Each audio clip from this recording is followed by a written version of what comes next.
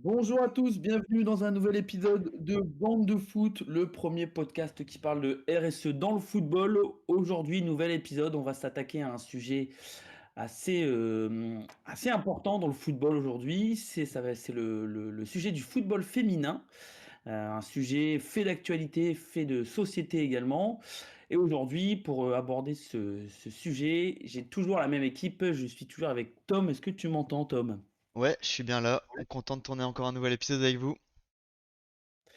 Parfait, j'espère que Hugo nous entend bien et qu'il est là. Ouais, je t'entends bien, salut Max. On est aussi avec notre cher supporter parisien qui doit transpirer avant la finale de samedi. Henri, est-ce que tu nous entends? Effectivement, ouais, ça transpire fort et allez, pareil pour samedi. Et enfin, avec celui qui était bien content que le PSG gagne samedi pour que son équipe se qualifie en Europe, Aubin, est-ce que tu nous entends? Bonjour à tous, oui, oui, je vous entends bien. Très pressé de parler du football féminin parce qu'on en entend beaucoup parler, mais au final, il y a très peu de débats. Alors, on va pouvoir en parler aujourd'hui. Parfait, messieurs, écoutez, on va pas traîner plus que ça. On va démarrer par les deux premiers sujets d'actualité comme d'habitude. Je vais laisser Tom nous parler de son sujet d'actualité et on verra après avec Hugo. Alors moi, bah écoutez, je suis bien dans le thème aujourd'hui. Vu qu'on parle du football féminin, je me suis intéressé justement au système de play-off qui a été mis en place depuis la saison 2023-2024 en D1 Arkema, du coup, le championnat féminin de français de football. Donc ils ont introduit un système de play-off pour déterminer le champion, vu qu'il y avait une supériorité de l'équipe lyonnaise surtout, qui est un peu talonnée par l'équipe parisienne, mais pas tant que ça au final si on regarde le classement. Et du coup c'est une nouveauté du coup qui a rompu avec la tradition du titre attribué uniquement sur la base du classement final, comme on peut connaître dans tous les championnats enfin, classiques, hein, on va dire. Et du coup cette année il y avait toujours cette formule avec les quatre premières équipes qui à l'issue des 22 journées s'affrontaient dans des barrages, donc avec demi-finale et finale pour décrocher le titre. C'est quand même un format qui est plutôt utilisé en foot féminin plutôt qu'en masculin. Il y a aussi dans la ligue anglaise où c'est utilisé, ou dans certaines ligues américaines, et au foot aussi en même temps, MLS. Donc ça vise surtout à pimenter la fin de saison, pour maintenir un intérêt jusqu'au bout, hein, et puis en même temps de pouvoir donner de la chance à d'autres équipes de gagner le championnat, comme on peut le voir avec l'équipe lyonnaise du coup qui sur la saison régulière est largement devant. Vous, qu'est-ce que vous en pensez de ce système? Est-ce que vous pensez que c'est intéressant, surtout du point de vue du foot féminin, où on sait que bah, du coup l'équipe lyonnaise elle domine le foot français et même européen depuis quelques années, ils ont quand même repris quelques Ligues des Champions, il me semble, donc voilà. Qu'est-ce que vous en pensez vous de votre côté? Oui, oui, je pense que Tom, tu as raison, c'est un très, très bon sujet déjà parce que, en fait, ça a été mis en place l'année dernière, si je dis pas de bêtises, pour redonner un petit peu, comment je vais dire?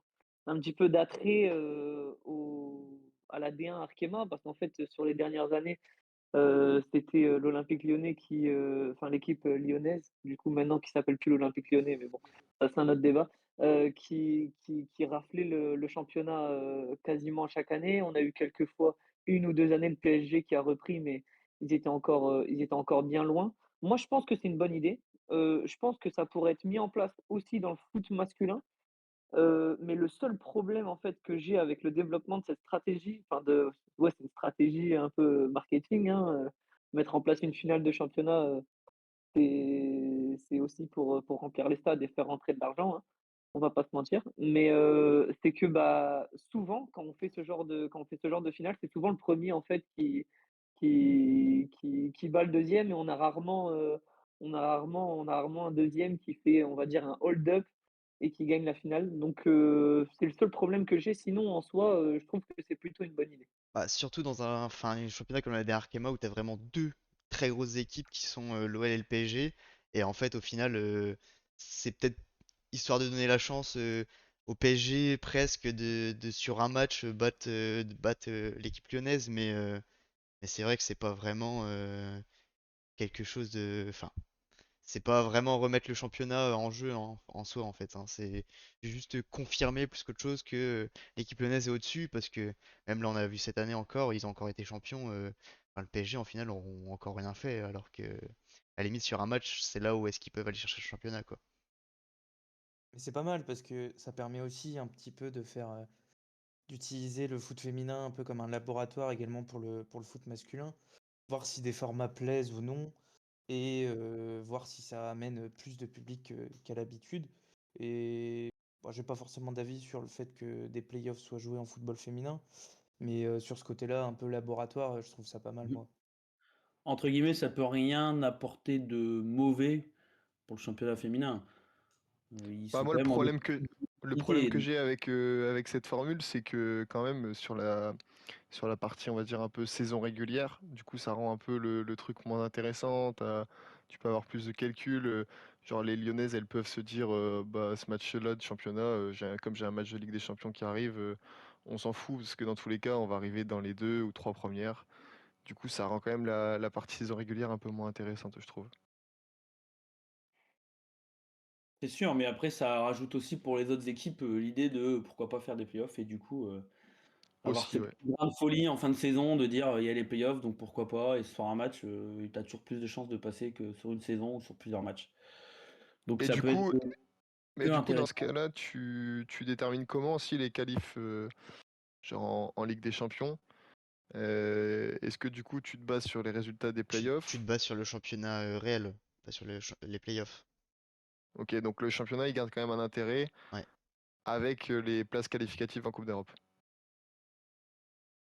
Ouais, ça fonctionne un peu comme ça dans d'autres sports, c'est-à-dire qu'ils prennent le classement de la saison régulière et les playoffs par contre sont là pour déterminer le vainqueur du championnat sur Ouais, l'année. mais du Mais coup, quand tu prends par exemple la NBA, genre la saison régulière, bah, elle est de moins en moins intéressante parce que les équipes, en fait, tant qu'elles sont dans les 8 premières du classement, bah, ouais, elles bien ont. sûr, c'est différent. Après, Mais Enfin, parce il y a qu'ils moins n'ont pas de d'intérêt, quoi. système de coupe d'Europe et tout ça. Enfin, il y ils a, n'ont il pas y de a- système de coupe il y a d'Europe. plusieurs aussi, Oui, enfin, oui, il y a aussi.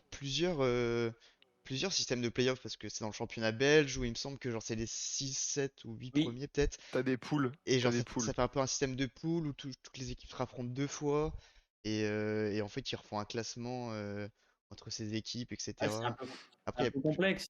là c'est plus un Mais système de c'est l'idée. playoff coupe plus qu'autre chose en fait, la dernière Kema. C'est genre demi Ouais. et finale en fait, c'est plus un système coupe alors que en soi, par exemple, si tu prends le championnat belge, du coup c'est plus un mini championnat à la fin du championnat quoi. Oui, oui, oui, c'est encore différent. Mais tu vois, moi, par exemple, dans le volley, actuellement, c'est les playoffs qui déterminent. Le vainqueur des playoffs gagne le championnat et est qualifié en Ligue des Champions. Et le premier du championnat de saison régulière est qualifié pour la deuxième Coupe d'Europe. Enfin voilà, c'est un système un peu différent qui permet de montrer que la première place est quand même intéressante, mais ça reste quand même mieux de gagner les playoffs. Ouais. Et après, en Belgique, par exemple, je rebondis sur ce que Tom, tu viens de dire, ils font aussi ça parce qu'il y a moins d'équipes dans le championnat. Donc au final, pour qu'il y ait le même nombre de matchs joués à la fin de l'année, ils refont un mini championnat derrière. Et du coup, ça pourrait être pas mal aussi pour la D1 Arkema, comme il y a moins d'équipes que la Ligue 1, par exemple. En tout cas, comme on disait, ça peut que être un levier de visibilité pour la ligue féminine qui peine quand même à se montrer. Donc ça peut que attirer du monde, ça peut pas en faire perdre de l'audience. En tout cas Bah, dans ce sport. ça fait rentrer de l'argent dans les caisses surtout, hein. Aussi, ouais, puis ça rajoute des matchs. Forcément, c'est les Parce matchs, au plus on va avoir de que matchs, au plus on va s'habituer à ça, les gens vont comprendre que ça fait partie aussi du football aujourd'hui, quoi.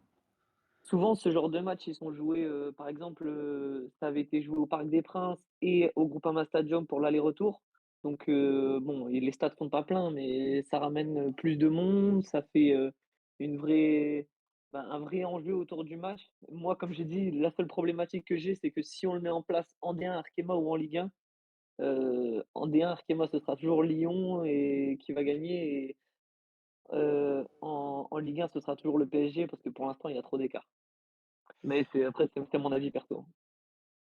En tout cas, c'est, affaire à suivre. On verra sur les prochaines années ce que les gens en pensent. On va passer maintenant au sujet d'actualité d'Hugo. Hugo, je te laisse nous le présenter et puis on en discutera juste derrière. Yes, donc moi du coup, en attendant la finale tant attendue de LDC samedi, que mon Henri doit s'impatienter énormément, Effectivement. euh, j'ai envie de vous parler donc un peu de la campagne de la Ligue Europa. Voilà, on sait que la finale, elle a opposé Manchester United à Tottenham. Les deux clubs, ils sont arrivés respectivement à la 15e et 17e place de la Première Ligue. Soit d'ailleurs le plus faible total plus faible score pour Tottenham d'ailleurs depuis 1977. Finalement, c'est Tottenham qui a gagné ce match.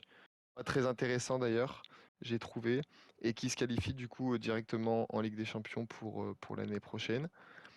Je voulais du coup voilà, voir avec vous un peu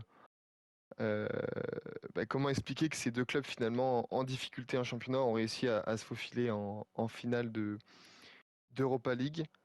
Et aussi, si vous étiez supporter d'un de ces deux clubs, quel bilan vous tireriez de cette saison? Est-ce que la finale d'Europa League elle compense une mauvaise place en championnat ou pas? Après, en vrai, moi, enfin, l'explication elle est toute simple à trouver, hein. Enfin, déjà, l'Europa League avec le nouveau système, mine de rien, enfin, la compétition s'affaiblit vachement, je trouve.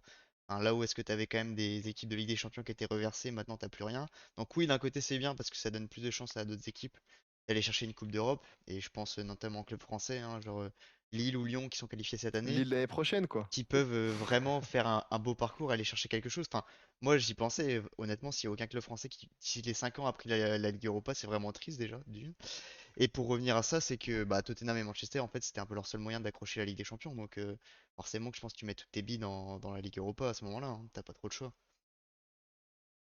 Ça qui est assez affolante, c'est que Tottenham réalise la saison avec le plus de défaites pour une équipe de première ligue qui arrive à se maintenir. Ça, Ouais, c'est quand même, 30 c'est quand 38 même points chaud. seulement hein, sur la saison quand même. Ouais, c'est chaud. Incroyable. C'est quand même assez effrayant. Ouf. 22 défaites, je crois, hein. C'est Ouais, plus, 22 défaites, c'est en ça. comparaison, Ouais, c'est plus de défaites que de victoires de l'OM cette année en Ligue 1, hein. C'est affolant. arrête de te arrange bien, Tom. C'est Et affolant. ce qui montre aussi que malgré tout, la Coupe d'Europe pour d'autres pays, ça reste quand même hyper important et c'est quelque chose qu'on verra jamais en France. C'est-à-dire que nous, en France, on a beaucoup de mal en Coupe d'Europe. Il y a des clubs qui cartonnent, on va dire, en championnat et qui en Coupe d'Europe sont inexistantes. Et c'est l'inverse pour d'autres pays. Et je pense que c'est pas seulement les clubs anglais qui peuvent être capables de faire ça. Je pense que les clubs espagnols sont aussi capables. Mais quand tu finis 17e de ton championnat et que tu arrives à gagner une Coupe d'Europe, c'est assez étonnant. Et malgré tout, pas tant que ça, parce que Tottenham, l'année prochaine, ne seront pas ridicules en Ligue des Champions. Ouais, mais Ou c'est Manchester n'aurait c'est pas été. comme je disais. C'est juste que genre la Ligue Europa c'est hyper affaibli. Tu regardes le parcours, t'avais pas de grosse équipe en soi, hein. Enfin que limite, enfin que Lyon se fasse éliminer par United, c'est presque une anomalie au vu du scénario du match, tu vois. Genre en soi, Ouais, bien sûr, bien sûr. Mmh. Non, non, mais les gars, juste, je me permets de vous couper parce qu'il y a une donnée que vous prenez pas en compte qui est hyper importante, c'est les Oui. budgets, les budgets de ces clubs. Il faut savoir que là, en finale, on avait le 5e club le plus riche d'Europe contre le 3e. Donc à un moment, oui, ça se passe pas bien en championnat, ils font les 2 équipes font des saisons catastrophiques, mais il y a quand même des joueurs, il y a de l'investissement, il y a des clubs historiques et ça joue en Coupe d'Europe et ça joue souvent contre les clubs français et ça joue pour, ces clubs historiques que sont, Manchester United et Tottenham. ouais, puis Ça surtout monte encore qu'ils plus que le championnat anglais est complètement différent. Ah bah déjà, oui, ils peuvent se permettre d'avoir un banc de zinzin. Enfin, là où est-ce que tu sais que ta saison en championnat est morte, en soi, leur deux saisons étaient mortes, tu fais juste de la figuration histoire de te maintenir. Voilà, surtout que les trois relégués en première ligue, ils font un nombre de points Puis ils étaient, catastrophique.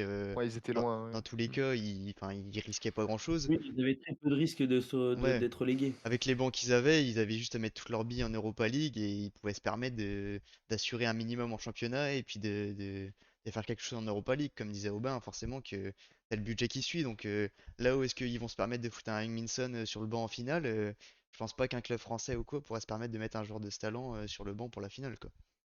Exactement. Quand tu vois, par exemple, Sunderland qui est promu l'an prochain en PL, qui va toucher 231 millions Ouais, d'euros j'ai vu. de droits télé.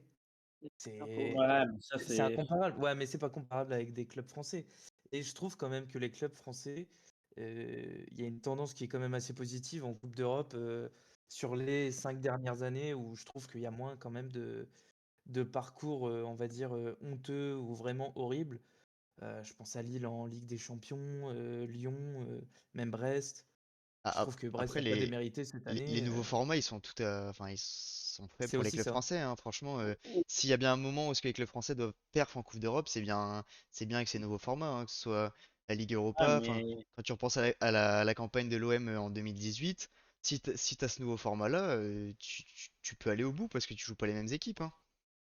Ouais, mais Tu à tapes pas côté de ça, l'Atlético en finale, hein. tu prends Nice cette année. ouais, Mais Nice, c'est un club Voilà de tu quoi. finis pompe. quatrième du championnat et tu fais 3 points en finissant 35e en. Et ce sera encore pareil cette année, parce que Nice, ils passeront pas les barrages et ils vont encore jeter l'Europa League en pâture. Ça va. Oh, attention, parce qu'ils risquent de bien recruter cet été, je pense. Je Ouais, mais pense ça reste quand même. que Ineos, ils vont commencer à mettre des ronds. Mais surtout parce que là, on se dit, à la mi-saison, personne pensait qu'ils allaient être européens. Donc, il y aura du changement. Eh ben, écoutez, on verra tout ça l'année prochaine. On reparlera sûrement de Nice dans un prochain épisode s'il le faut. En attendant, on va se pencher maintenant sur le débat et sur le sujet, le thème abordé aujourd'hui qui est le football féminin. Pour commencer, je vais vous donner quelques chiffres. Aujourd'hui, le football féminin, alors en France, au niveau de la Ligue et de la Fédé, on est à 247 000 licenciés, avec un objectif de 500 000 d'ici 2028. On a plus de 4000 clubs, on va dire, qui disposent d'au moins une équipe féminine.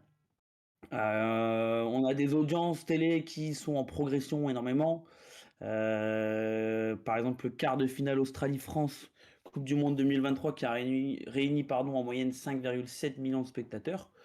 Je pense on touche à des chiffres qui ont jamais été atteints et qui montrent quand même il y a quand même un essor et une progression là-dedans. Aujourd'hui, on a eu beaucoup de débats autour des salaires, autour de la médiatisation aussi du football féminin.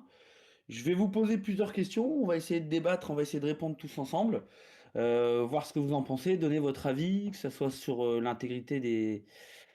l'inégalité pardon salariale entre les hommes et les femmes, que ce soit sur la visibilité, sur ce que les fédérations ou les ligues peuvent mettre en place pour promouvoir aussi le football féminin, que ce soit français, européen ou même mondial.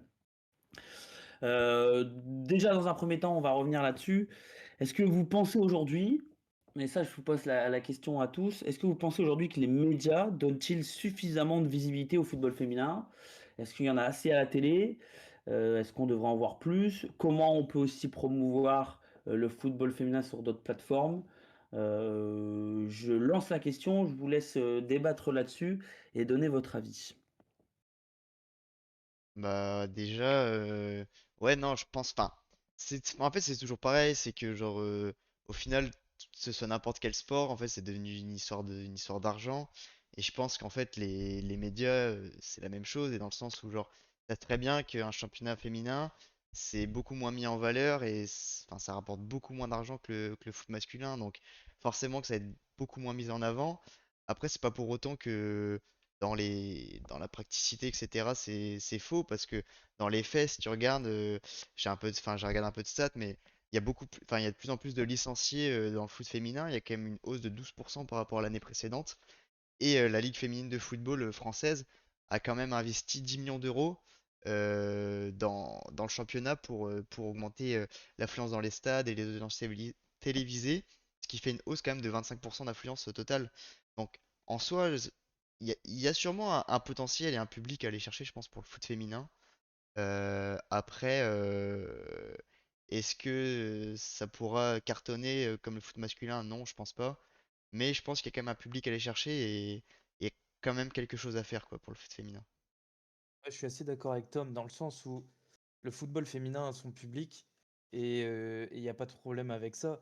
Mais je prends une stat par exemple, c'est que le diffuseur de la Coupe du Monde masculine, lorsqu'il veut acheter les droits pour la Coupe du Monde, il est obligé d'acheter les droits masculins et féminins de la Coupe du Monde. Donc, en fait, on nous force pas à regarder, bien sûr, mais je veux dire, il y a quand même un engouement qui fait que de plus en plus, on nous tend à regarder, à se poser devant un match féminin. Bah, comme tu l'as dit, Max, il y a des belles stats hein, quand même pour le quart de finale France-Australie féminin. Et donc, Ouais, je pense que le foot féminin a son public. Juste, il y a un traitement médiatique qui est quand même assez égal avec celui masculin. On commence à en entendre parler vraiment beaucoup. Je suis pas sûr que ça a les mêmes retombées, donc bon, à voir. Moi, je voulais juste vous parler d'une chose, c'est quand on reprend, moi, alors je sais pas vous, mais la dernière fois que j'ai regardé un match de foot féminin, c'était pour les JO. C'était pour les JO et en fait, les JO, je me suis un petit peu renseigné. Donc, on avait une équipe de France qui n'était pas constituée des meilleurs joueurs vu que c'est les Jeux olympiques. Et à côté de ça, on avait une équipe de France féminine, qui avait des ambitions et qui avait, soi-disant, à peu de choses près, des très, très bonnes joueuses européennes à tous les postes. On s'attendait à beaucoup de choses, on a été déçus, élimination en quart de finale si je dis pas de bêtises. À côté de ça, en fait, on n'a pas d'exploit, on n'a pas de performance en foot féminin, au niveau international, qui pourrait pousser, heu, les fans de foot en général à, allumer leur télé pour regarder l'équipe de France, par exemple. On n'a pas cette ferveur, on n'a pas de fibre. En fait, ils nous ont pas emmenés avec eux, lors d'aucune compétition. J'ai jamais ressenti ça. Est-ce que vous êtes d'accord avec moi sur ce Mais fait-là, ça du fait que la performance sur le terrain, pas enfin, nous aide pas simplement à accrocher? mais tu penses pas que du coup, alors tu remets la faute sur le fait que, ils ont un peu moins le droit à l'erreur que l'équipe masculine? Dans le sens où, comme elles partent de plus loin, au niveau médiatisation et au niveau, attrait, heu, faut qu'elles soient, ultra régulières dans les compétitions européennes, mondiales pour que justement on s'y intéresse? Non, Non, non, je pense pas parce que regarde, juste je réponds juste vite fait. Quand tu y penses, là, les derniers rassemblements de l'équipe de France, pour la qualification en Ligue des Nations, mais tout le monde s'en foutait et parce que les performances étaient, catastrophiques et que ça avait pas d'intérêt, je suis aussi d'accord avec toi. Mais, c'est quand même le terrain c'est quand même l'enjeu, le terrain, la qualité de jeu, heu, qui fait, heu, qui fait que les gens allument leur télé. ouais, moi Donc, je Ouais, suis mais d'accord avec toi, Ah, Maubin, mais il y parce a eu que une baisse justement, hein, sur y a pas d'engouement. le ah En nombre de bah, fait, vues. en fait c'est comme ah tout, bah, genre bien sûr. si tu prends l'équipe de France d'il y a 10 ans, avant la génération Griezmann, Pogba, etc., bon, il y a eu un creux un peu en l'équipe de France entre 2006 et 2014, on va dire. Et là, enfin, c'était un peu la même chose dans le sens où Mais il n'y avait pas d'engouement, il n'y avait rien, et du coup, c'était en baisse, quoi. Et là, oui, forcément, on a eu la période entre 2014 et 2024 où, oui, l'équipe de France, ça cartonnait, il y avait des joueurs phares que tout le monde kiffait, qui faisait que ça emmenait tout le monde et que du coup, bah, ça créait quelque chose autour et que c'était beaucoup plus suivi. Et je pense que c'est peut-être ça aussi qui manque dans l'équipe féminine, c'est que peut-être que si on savait que l'équipe de France féminine avait un potentiel à jouer de victoire ou quoi, ou moi je pense que si demain l'équipe de France féminine était en finale d'une Coupe du Monde, je regarderais parce que il y a l'engouement, tu vois, il y a le truc de te dire, et c'est pareil dans n'importe quel sport, tu vois, je suis pas un fan de handball, par contre, si l'équipe de France va en finale de Coupe du Monde d'Euro de handball, bah oui, je vais suivre parce que tu vois, il y a l'engouement du truc, le côté un peu chauvin, de dire je vais regarder mon pays, voir s'ils vont gagner, tu vois. Et je pense que ce serait pareil pour le foot féminin. Mais il faudrait peut-être aussi appliquer ça sur, par exemple, Lyon quand ils vont en finale de Ligue des Champions, tu vois. Là, par exemple, samedi, tu vas regarder la finale du PSG, même si tu es supporter marseillais. Essayer peut-être aussi d'augmenter les audiences sur les grandes compétitions internationales, enfin internationales, mais des clubs ouais, sur les équipes féminines, quoi. Si je dis pas moi de bêtises, ah non, excuse-moi Aubin, mais je crois que la Ligue des champions féminines, c'est sur DAZN cette année, non? je sais pas du tout. Je crois que c'est sur DAZN. C'est DAZN au canal. Ah, je crois que c'est DAZN et ça peut peut-être créer Ouais, aussi le des fait conflits. que les gens ne Ouais, regardent c'est pas. Il y clair. a pas d'abonnement, ils vont pas prendre Ça n'aide l'abonnement. pas. Déjà qu'ils ont du Non. mal à regarder la Ligue 1. Ouais. Et ensuite, pour rebondir un peu sur, ces sujets-là, est-ce que vous pensez aujourd'hui que les fédérations ou même la FIFA, en fait-elle assez pour promouvoir le football féminin? Est-ce qu'on pourrait pas, comment dire, obliger les clubs, les clubs professionnels à avoir une équipe féminine ou apporter un soutien là-dessus sur la mise en place d'une équipe féminine professionnelle, comme peut le faire Lyon ou voilà. Est-ce qu'aujourd'hui les fédérations, la FFF, la LFP, enfin la ligue féminine du coup de football, la FIFA ou autre instance du football font le nécessaire justement pour promouvoir au maximum le football féminin, ou est-ce qu'ils se concentrent peut-être pas trop ou trop, on va dire, sur le football masculin et sur l'expansion du football masculin avec, par Mais exemple, la Coupe du monde des clubs qui ouais. arrive cette année. Et c'est pareil, c'est une Est-ce histoire de qu'il y a sous. Je pense que c'est une Ouais, histoire de sous. bien sûr. C'est Mais comme alors, tout. mais justement, alors aujourd'hui, c'est l'argument que tout le monde nous sort et que c'est pareil. Et moi, je suis le premier en accord avec ça, c'est-à-dire que c'est une question d'investissement. Si tu investis sur quelque chose qui est pas rentable derrière, C'est exactement et c'est ça. malheureux de le dire, mais le football féminin, ça a du mal à l'être. C'est sûr que ça vaut pas le coup. Et c'est Mais exactement aujourd'hui, ça. justement, comment on pourrait changer ça et comment on pourrait passer au-dessus de cet argument de Et tu, l'argent? tu peux pas forcer des clubs à investir de l'argent entre guillemets à perte, tu vois. Enfin, je sais qu'il y a eu un débat là, récemment avec, enfin c'était des rumeurs, je pense plus qu'autre chose, avec l'équipe féminine de l'OM qui ont remporté la D2, du coup qui monte en D1 Arkema, et Oui. ça parlait justement de supprimer le club féminin parce qu'au final ça rapporte trop peu d'argent par rapport aux investissements qui peuvent être faits. Parce que tu sais que tu montes en championnat, enfin tu montes en division, donc tu dois peut-être investir un peu plus, même si les sommes sont pas les mêmes pour les joueuses, etc. Mais du coup, c'est quand même de l'argent que tu vas investir, qui potentiellement, bah, vu les droits TV, et vu que forcément l'OM féminin, c'est pas une équipe qui va faire vendre, et bah ça va être de l'argent à perdre. Donc est-ce que les clubs ils préfèrent pas investir de l'argent dans leur équipe masculine qui va performer plus en Ligue des Champions et rapporter beaucoup beaucoup plus d'argent? Genre rien que sur un match de Ligue des Champions, enfin sur une victoire en Ligue des Champions, je me demande même s'ils gagnent pas plus d'argent que sur toute une saison de foot féminin. Donc c'est pareil, c'est une histoire de sous. Donc, mais tant qu'il n'y aura pas plus d'audience, je pense que dans tous les cas, ça pourra pas changer la donne, quoi. Je pense surtout qu'il y a une trop grande différence entre le fait que la FIFA veut se voir politiquement correcte, dans le sens à investir quand même beaucoup sur le foot féminin. Là, c'est une petite stat quand même, entre 2019 et 2022, la FIFA a investi quand même plus de 1 milliard de dollars pour le développement du football féminin. Je veux dire qu'il y a des investissements tout en haut de l'échelle qui ne sont absolument pardon, pas, pas les mêmes que dans le bas, dans le sens où forcément, comme vient de le dire Tom, quel intérêt pour un club comme l'OM d'investir des 1000 et des cents dans son club féminin qui est déficitaire, alors que de l'autre côté, la FIFA fait tout pour que les compétitions internationales, européennes soient le plus regardées possible. C'est là où il y a une vraie fracture, on va dire. Juste pour donner mon avis sur le sujet, moi le seul acteur du football et même du sport en général que je peux me permettre de blâmer, c'est les médias, en fait. C'est, par exemple, les journaux et les médias, du coup mainstream. Je trouve qu'il y a il il y a pas assez de lumière qui est mise sur les exploits ou les performances qui sont faites, que ce soit dans notre championnat ou, à l'international.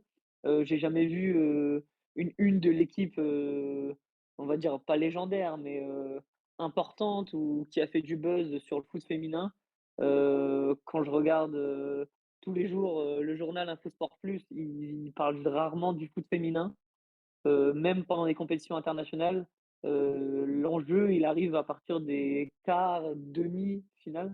Avant, on n'en parle pas. Donc, je pense que c'est aussi le gros problème et encore, je parle pas des réseaux sociaux. Quand on ouvre Twitter et qu'on met dans la barre de recherche foot féminin, on voit plus de choses, pour les railler, pour les moquer que pour les soutenir ou les féliciter. Donc, c'est un peu dommage, mais c'est les mentalités. C'est des choses qui, je l'espère, vont évoluer aussi. Je vais faire comment dire, une comparaison avec le football féminin au niveau de la visibilité, j'en parlais au début. Euh, la Coupe du Monde 2023 a quand même franchi la barre des 2 milliards de téléspectateurs pardon, cumulés. pour la Coupe du monde de football féminin, la féminine, pardon. Soit c'est une augmentation, on va dire, de 90% par rapport à 2019. Donc c'est énorme. Il y a des efforts qui sont faits, mais comme on le dit, et malheureusement, je pense que ça aura du mal. Et c'est au-delà du football, ça reste quand même un fait, un sujet, un débat de société. On aura quand même du mal, ça aura du mal à rattraper les hommes, et voire même quasiment jamais, je pense, un jour. Et pourquoi pas, par contre, se tourner vers des formats comme la Kings League ou des choses comme ça qui pourraient potentiellement mettre en avant le football féminin sous un autre angle, un regard plus nouveau. C'est une idée que je lance. Maintenant, voilà, on verra sur les prochaines années ce qui est fait aussi par les instances et les fédérations. Euh, on a fait le tour du sujet. Je pense que vos avis ont été assez pertinents. Je voudrais juste terminer sur un léger prono d'une petite finale qui est le samedi, pas très importante, à part pour Henri ici. Mais le prono, j'aimerais avoir vos pronostics pour la finale de Ligue des Champions. Henri, je te le demande, même si je sais pour qui tu tiens, mais j'aimerais juste avoir ton score. Et après les autres, j'aimerais bien avoir aussi votre prono pour samedi. Est-ce qu'il est objectif déjà? Bah, évidemment, je vais mettre mon club, je vais dire PSV. Mais par contre, match très serré, je pense 2-1. 2-1 PSG. Ouais. Hugo, tu Ouais, dirais quoi? je rejoins un peu Henri. Je pense que ça va être serré jusqu'au bout.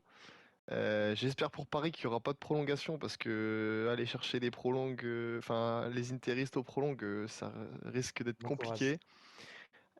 Donc je vais un peu m'aligner sur ce qu'a dit Henri, je vais dire 2-1 aussi.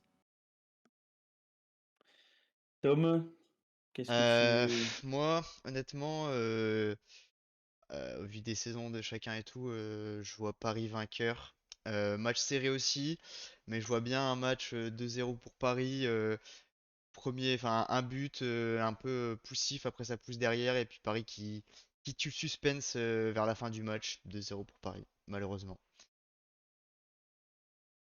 Et Aubin, est-ce que tu Ah, vas nous mettre aussi le PSG vainqueur? donc je suis le seul à voir l'Inter gagner. L'Inter Hmm, qui a perdu le titre là la semaine oui, dernière. c'est vrai. Ils vont arriver comme des guerriers. Non, moi, prono, un partout. Par contre, je vois des prolongations. Même si je vois le PSG dominer, ça y a pas de souci. Et aux prolongations, je sais pas J'espère pour pourquoi. Paris qu'il n'y aura pas de prolongue, effectivement. Ah mais moi, en fait, je les sens ces prolongations parce que je pense que Paris va dominer, va même mener. Pas impossible qu'ils mènent 1-0. Ils se fassent rattraper sur un but, inimaginable. Je le vois comme ça. Et aux prolongations, je vois bien un but de Thuram, tu sais, un peu en parallèle avec le but de Coman, pour le Bayern il y a 4 ou C'est 5 ans. sûr. Je le souhaite pas, hein, je le souhaite pas, mais bon, malheureusement, moi, je vois l'Inter quand même. Tu veux ma mort, quoi, finalement, Aubin, en Non, fait. non, mais Non. je N'oublions pas souhaite le Ah, qu'Aubin ce serait quand même bien, ce serait quand même bien que le PSG gagne. Bah ouais. Ça serait bien Mais pour le n'oublions pas qu'Aubin avait pronostiqué Liverpool grand et très très large vainqueur face au favori. Ouais. PSG en huitième, Liverpool était la meilleure équipe d'Europe, Vainqueur avant face à les moins années. nul. avant qu'il rencontre Paris. Paris m'a choqué. On va voir Ça si serait mérité pour la saison en Ligue des Champions, enfin pour le parcours en Ligue des Champions du PSG. ouais, cette année, ce serait mérité. Bah, Ça tu peux serait mérité. difficilement faire une plus belle Et saison, hein, Bon, finalement. après l'Inter, le parcours en Ligue des Champions n'est pas déconnant non plus, attention. Non, Ouais. il est pas déconnant non plus, je suis d'accord. non. Et puis la dernière fois qu'un Rendez-vous. club français a joué une équipe milanaise en finale, 80. c'était À Marseille. Munich. 26 mai 93, les amis. Voilà. À Munich en plus Tom, également. et pour ça, je pense que tu T'étais né en peux. plus, c'est bien. Ouais, j'étais né. Avec Basile Parfait. Boli qui va soutenir l'Inter. Ouais. Ouais. Le fameux Basile, Pas du tout. supprimé du club, Parfait, messieurs. rayé. On a fait le tour. Je vous remercie. Merci à vous pour vos avis. On se retrouvera bientôt pour un prochain épisode. Merci à tous de nous écouter. Et puis, je vous souhaite une bonne fin de journée. À la prochaine, messieurs. Salut à Merci, tous. à la Ciao tout le prochaine. monde. Merci, salut.